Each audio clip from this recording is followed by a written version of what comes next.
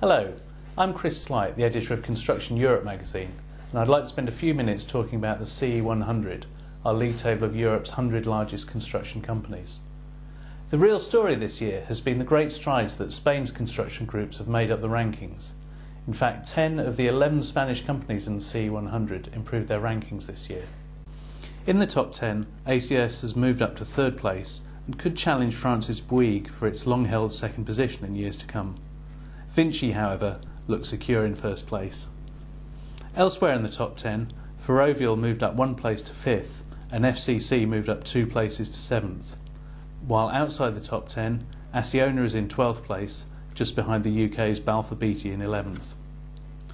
These gains meant that other contractors lost places in the top 10, with Hochtief, Skanska, Eiffage and Strabag each dropping a place compared to last year. Meanwhile, 2007's 10th place company, BAM, fell 4 places, leaving the top 10 to be rounded off by Saipem, the oil and gas contractor owned by Italian energy group Eni. While there were some changes at the top of the table, the size and maturity of Europe's largest contractors means that they tend only to move a few places year on year. Further down the league table, though, there have been some very big gains.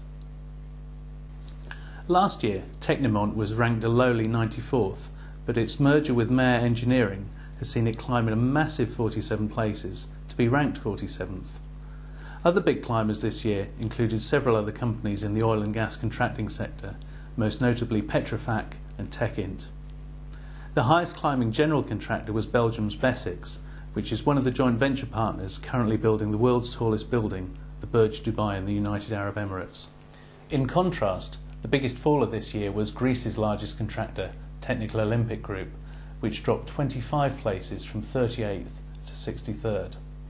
The company's problems stem from its US subsidiary, Technical Olympic USA, or TOWSA as it's more commonly known, which is a house building specialist that is currently in Chapter 11 bankruptcy proceedings following the collapse of the US residential construction market. There are also a few familiar names from previous years that are missing from this year's CE 100, and this particularly applies to the UK. AMEC was ranked 19th last year, but has since sold its construction businesses. Also absent this year is George Wimpey, which has merged with Taylor Woodrow to form Taylor Wimpey, ranked 17th this year. Alfred McAlpine, which was ranked 49th last year, is now part of Carillion, which sits in 21st place. These absences have opened the door for 6 new companies to enter the lower reaches of the CE 100. The highest place was Poland's Polimex Mostarstál Sidlis, ranked 84th. Total sales for the CE 100 companies came to €386 billion last year, a 15% increase on the 2006 total of €334 billion.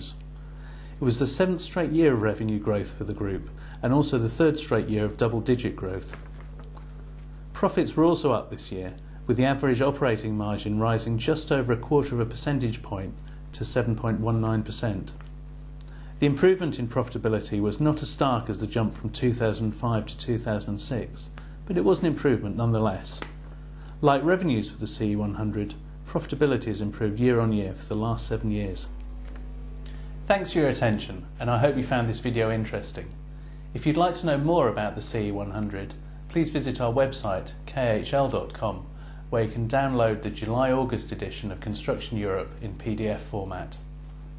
For the latest news on the global industry, khl.com is a great site to visit, and you can also subscribe to our weekly newsletter, World Construction Week, in the e-newsletter section. Thank you for your attention.